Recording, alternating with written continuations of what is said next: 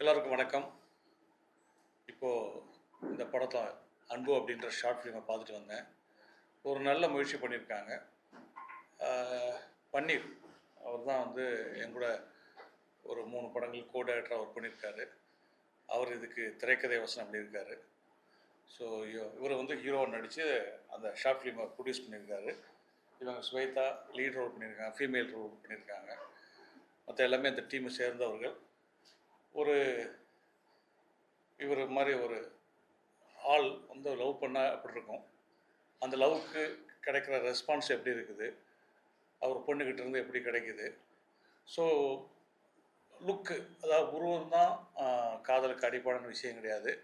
அதை தாண்டி ஒரு மனிதனுடைய குணம், அவனுடைய கேரக்டர், அஃபெக்ஷன், அதாவது வந்து ஒரு நிஜமான அன்பு காட்டுற அந்த விஷயந்தான் காதலுக்கான ஒரு அடிப்படையான விஷயம் அப்படின்ற ஒரு சின்ன கருவை வச்சுக்கிட்டு ஒரு நல்ல முயற்சி பண்ணியிருக்காங்க. இவங்க ஒரு ஃபியூச்சர் ஃபிலிம் பண்ணுற ஒரு ஐடியாவில் இருக்கிறதால அதற்கான ஒரு நல்ல முயற்சியாகவும் ஒரு ட்ரெய்லராகவும் இந்த ஷார்ட் ஃபிலிம் பண்ணியிருக்காங்க. மொத்த டீமுக்கும் ரொம்ப என்னுடைய மனமார்ந்த வாழ்த்துக்களையும் பாராட்டுகளையும் தெரிவிச்சுக்கிறேன். அப்புறம் இவர் ட்ரூத் ரமேஷ், இவர் தான் அந்த இது நடித்து தினேஷ் அப்புறம் இவர் ட்ரூத் தினேஷ், இவர் தான் இந்த படத்தை தயாரித்து நடித்து இயக்கியிருக்கீங்களா, இவரே டைரக்ட் பண்ணியிருக்காரு. இந்த படத்தில் வந்து சொல்லப்பட்ட கருவும் அது வந்து அவங்க சொல்ல எடுத்துக்கிட்ட முயற்சியும் நல்ல முயற்சி. இந்த டீம் மென்மேலும் வளர என்னுடைய மனமார்ந்த வாழ்த்துக்கள். மற்ற நீங்கள் அவங்க டீமில் கேளுங்க. என் நேம் தினேஷ். படத்தை எல்லாருமே பார்த்துருப்பீங்க. என்னுடைய மோட்டிவ் என்னவா இருக்குன்னு நினைக்கிறீங்க? இங்கே இருக்கிறவங்க யாராவது ஏதாவது சொல்ல முடியுமா?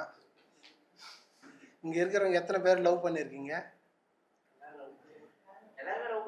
எல்லாருமே லவ் பண்ணுறாங்க. எத்தனை வாட்டி லவ் பண்ணியிருக்கீங்க? உண்மையான லவ்வா? லவ் பண்ணுறாங்க, எனக்கு தெரிஞ்சு எல்லாருமே பண்ணுறாங்க. ஆனால் வந்து உண்மையாக பண்ணுறாங்களா?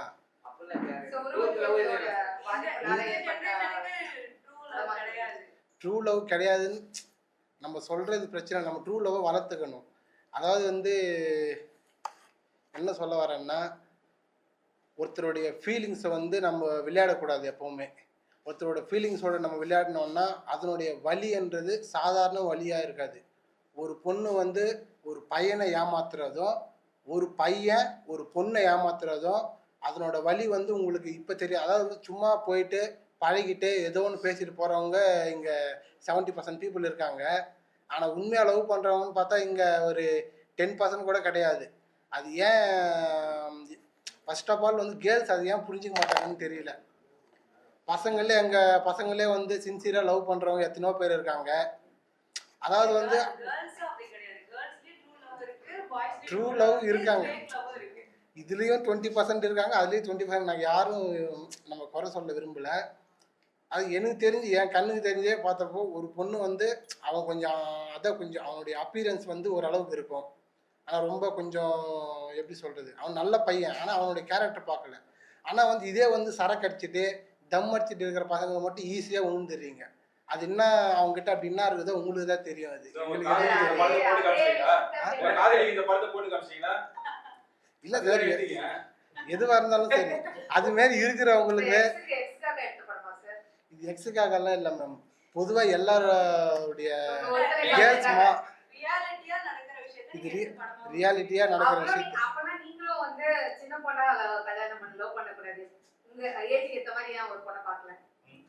எதுல சொல்றீங்க? கதையில வந்து எனக்கு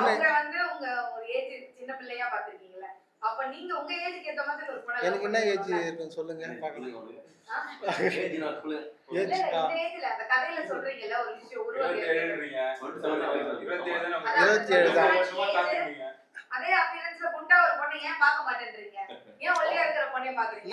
அப்படின்னு கிடையாது. அதாவது வந்து ஸ்கூல்ல வந்த லவ் குண்டா இருக்குன்னு நான் அப்படி சொல்ல வரல. குண்டா இருந்தாலும் அக்செப்ட் பண்ணிக்கணும்னு தான் நான் சொல்ல வரேன். என்னோட இதுலயும் நீங்க என்ன பண்ணிருக்கணும், அப்ப அந்த ஹீரோயினும் அதே மாதிரியே போட்டுருக்கணும். அதான் நீங்க ஒன்னு எக்ஸ்பெக்ட் பண்றதை தான் ஆப்போசிட் ஜெண்டரும் எக்ஸ்பெக்ட் பண்ணும். நான் லவ் பண்ற பொண்ணு மட்டும் அழகா இருக்கணும். அப்ப ஆப்போசிட் பொண்ணு அதே நடிக்கிறதுல என்ன தப்பு?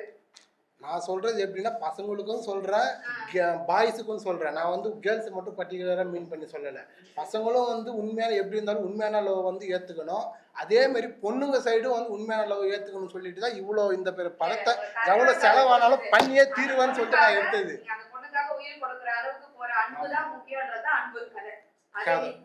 ஆமா. ஆனா வந்து கான்செப்ட் வந்து ஒரு கரு பாத்தீங்கன்னா அவங்க என்ன சொல்றாங்க, எனக்கு அழகான பையன் வேணும், எனக்கு எதுவா வேணும் அப்படின்னு நினைக்கும் போது, அப்போ நீங்களும் அழகு இல்லாத ஒரு பொண்ணை பார்த்து அந்த மாதிரி ப்ரப்போஸ் பண்ணியிருந்தீங்கன்னா இன்னும் கதை ஆக்ட் ஆயிருக்கும். நீங்க சொல்ல வந்த அது புரியுது மேம். பட் நம்ம சரி, ஓகே. கதையில நம்ம நான் சொல்றது வந்து நிஜத்துல வந்து சொல்ல வரேன். ஹீரோயின் நீங்க நல்லா நடிச்சிருக்கீங்க. நல்லா நடிச்சிருக்கீங்க.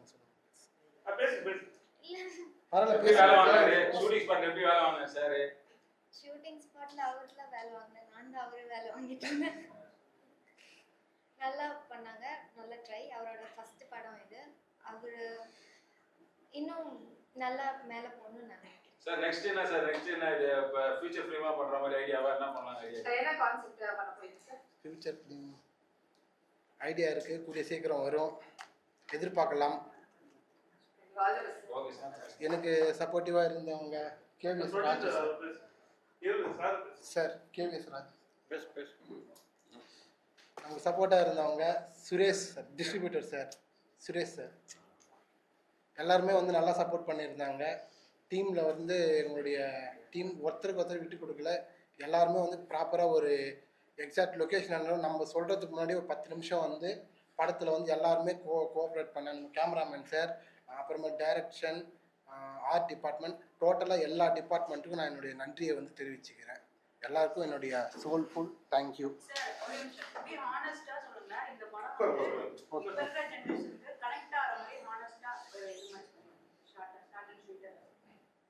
இப்போ இருக்கிற ஜென்ரேஷனுக்கு நான் சொல்கிறது ஒரே ஒரு விஷயம்தான், தயவு செஞ்சு அழகை மட்டும் பார்க்காதீங்க.